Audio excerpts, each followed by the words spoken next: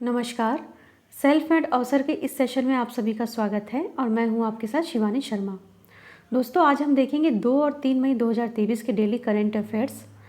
और यदि आप किसी कॉम्पिटिटिव एग्ज़ाम्स की तैयारी कर रहे हैं, सिविल सर्विसेज की तैयारी कर रहे हैं, तो आज की इस वीडियो में बताए जाने वाले डेली करंट अफेयर्स आपके लिए बेहद इम्पॉर्टेंट साबित होंगे। और यदि आप एक सामान्य नागरिक भी है, सामान्य व्यक्ति भी है, तब भी जनरल अवेयरनेस के लिए, जनरल नॉलेज के लिए यहाँ वीडियो आपके लिए बहुत महत्वपूर्ण होने वाला है। तो चलिए वीडियो की शुरुआत करते हैं और सबसे पहले हम देखते हैं आज का महत्वपूर्ण दिन यानी कि इम्पॉर्टेंट डे। आज है 3 मई और विश्व प्रेस स्वतंत्रता दिवस 2023 आज मनाई जा रही है। हर साल 3 मई को दुनिया भर में विश्व प्रेस स्वतंत्रता दिवस यानी कि वर्ल्ड प्रेस फ्रीडम डे मनाया जाता है, सेलिब्रेट किया जाता है। यह किसी भी लोकतंत्र में प्रेस की स्वतंत्रता के महत्व के बारे में जागरूकता बढ़ाने के लिए मनाया जाता है। दिसंबर 1993 में संयुक्त राष्ट्र महासभा द्वारा विश्व प्रेस स्वतंत्रता दिवस घोषित किया गया, यानी कि दिसंबर 1993 में यूनेस्को द्वारा विश्व प्रेस स्वतंत्रता दिवस घोषित किया गया। और इस साल यानी कि 2023 की थीम है shaping a future of rights, freedom of expression for a driver for other all human rights. ठीक है, तो आप इसमें याद रखिएगा, यहाँ से क्वेश्चंस बनते हैं। तो पहली बात तो ये है कि हर साल 3 मई को वर्ल्ड प्रेस फ्रीडम डे मनाया जाता है, सेलिब्रेट किया जाता है। और 2023 की थीम है shaping a future of rights, freedom of expression for a driver for other all human rights. ठीक है, और कब ये गठित हुआ? तो दिसंबर 1993 में यूनेस्को द्वारा इसकी घोषणा की गई। अगला करंट अफेयर्स देखते हैं। आवासन एवं शहरी कार्य मंत्रालय राइट्स के साथ एक समझौता ज्ञापन पर हस्ताक्षर किए।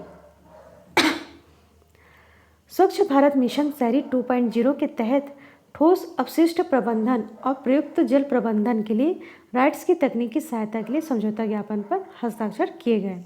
ठीक है, स्वच्छ भारत मिशन शहरी 2.0 के तहत 1 लाख से कम आबादी वाले शहरों के लिए नए वित्त पोषित घटक के रूप में प्रयुक्त जल प्रबंधन की शुरुआत की गई।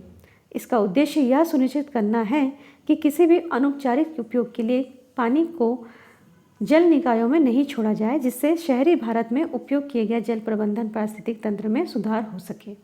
ठीक है, अब हम इसमें आगे देखते हैं कि स्वच्छ भारत मिशन क्या है। स्वच्छ भारत मिशन शहरी 2.0 को प्रधानमंत्री द्वारा 1 अक्टूबर 2021 को कचरा मुक्त शहर बनाने की दृष्टि से लॉन्च किया गया था। ठीक है, SBMU 2.0 आगे सभी शहरी स्थानीय निकायों को खुले में शौच से मुक्त बनाने की परिकल्पना करता है। यह 1 लाख से कम आबादी वाले शहरों, स्थानीय निकायों को खुले में शौच मुक्त बनाने की कल्पना करता है। राइट्स 3 वर्षों के लिए स्वच्छता के लिए तकनीकी सहायता एजेंसी के रूप में कार्य करेगी। UWM के तहत राइट्स सीवेज और मल कीचड़ प्रबंधन और पुनः उपयोग, इंजीनियरिंग डिज़ाइन और अपशिष्ट जल उपचार इकाइयों की प्रक्रिया के क्षेत्र में मानकों और विशेषताओं के लिए तकनीकी सहायता प्रदान करेगा। अब हम देखेंगे कि राइट्स क्या है। तो राइट्स का फुल फॉर्म होता है rail India technical and economic services. इसे शॉर्ट में हम राइट्स लिमिटेड कहते हैं। एक भारतीय मिनी रत्न PSU और इंजीनियरिंग कंसल्टेंसी कॉरपोरेशन है। इसका मुख्यालय गुरुग्राम में है। इसकी स्थापना 1974 में हुई। राहुल मित्तल अभी इसके वर्तमान अध्यक्ष और MD है। अब अगला न्यूज़ है, भारत और इजराइल ने 2 मई को एक समझौता ज्ञापन पर हस्ताक्षर किए। अब चलिए देखते हैं कि क्या है ये समझौता ज्ञापन। तो प्रमुख औद्योगिकी क्षेत्रों पर ध्यान देने के साथ औद्योगिक अनुसंधान और विकास सहयोग पर भारत और इजराइल द्वारा एक समझौता ज्ञापन हस्ताक्षर किया गया। माफ़ कीजिएगा।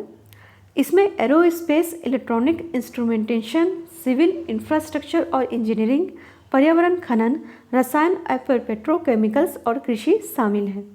भारत और इजराइल इनोवेशन और स्टार्टअप जैसे क्षेत्रों में साझेदारी बढ़ाएंगे और गहन द्विपक्षीय सहयोग के एक नए चरण की शुरुआत करेंगे।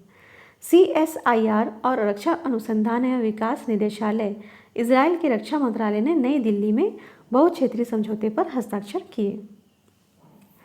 अब अगला जो न्यूज़ है वो है भारतीय नौसेना के जहाज़ों ने पहले आसियान भारत समुद्री अभ्यास में भाग लिया। भारतीय नौसेना के जहाज़ों सतपुड़ा और दिल्ली ने सिंगापुर में 2 मई से 8 मई तक पहले आसियान भारत समुद्री अभ्यास AIME 2023 में भाग ले रहे हैं। 1 मई 2023 को पूर्वी बेड़े के flag officer commanding RADM Gurcharan Singh की कमान में भारतीय नौसेना के जहाज सिंगापुर पहुंचे। अभ्यास का बंदरगाह चरण 2 मई से 4 मई तक चांगी नौसेना बेस में आयोजित किया जा रहा है। सागर चरण 7 से 8 मई तक दक्षिण चीन सागर में आयोजित किया जाएगा। भारतीय नौसेना के जहाज़ों ने पहले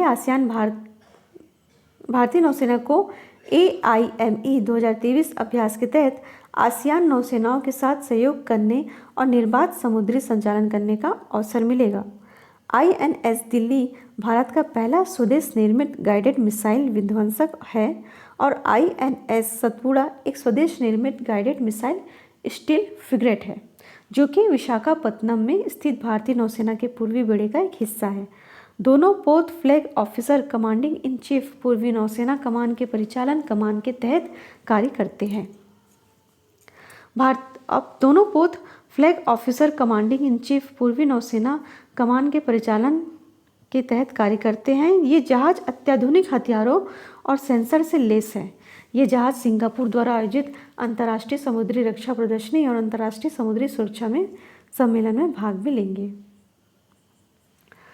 अब जो अगला खबर है, अगली न्यूज़ है वो है साइंस एंड टेक से, या फिर आप इसे अंतरिक्ष से भी ले सकते हैं। उसे अंतरिक्ष से लेना ही ज़्यादा सही होगा। PSLV C55 मिशन द्वारा PSLV कक्षीय प्रयोग मॉड्यूल POEM-2 को सफलतापूर्वक ले जाया गया। भारतीय अंतरिक्ष अनुसंधान संगठन इसरो ने इस मॉड्यूल को बनाया था। यह विशेष रूप से एक मंच प्रदान करने के उद्देश्य से बनाया गया था जिसमें गैर सरकारी संस्थाएं और अंतरिक्ष प्रौद्योगिकी में काम करने वाले अनुसंधान संस्थान कक्षा में अपने प्रयोगों का परीक्षण कर सके। 22 अप्रैल को PSLV C55 को श्रीहरिकोटा से सफलतापूर्वक लॉन्च किया गया था। यह new space India limited NSIL के माध्यम से एक समर्पित वाणिज्यिक मिशन है जिसमें प्राथमिक उपग्रह के रूप में टेलियोस 2 और सहयात्री उपग्रह के रूप में ल्यूमलाइट 4 है। ध्यान रखिएगा कि यह एक न्यू स्पेस इंडिया लिमिटेड के माध्यम से एक समर्पित वाणिज्यिक मिशन है जिसमें क्या क्या है, तो टेलियोस 2 और सहयात्री उपग्रह के रूप में ल्यूमलाइट 4 है। इन दोनों का वजन क्रमशः 741 किलोग्राम और 16 किलोग्राम है और दोनों सिंगापुर के हैं। टेलियोस 2 उपग्रह DSTA सिंगापुर सरकार का प्रतिनिधित्व और ST इंजीनियरिंग के बीच एक साझेदारी के तहत विकसित किया गया है। इसका उपयोग सिंगापुर सरकार के भीतर विभिन्न एजेंसियों की उपग्रह इमेजरी आवश्यकताओं को पूरा करने के लिए किया जाएगा।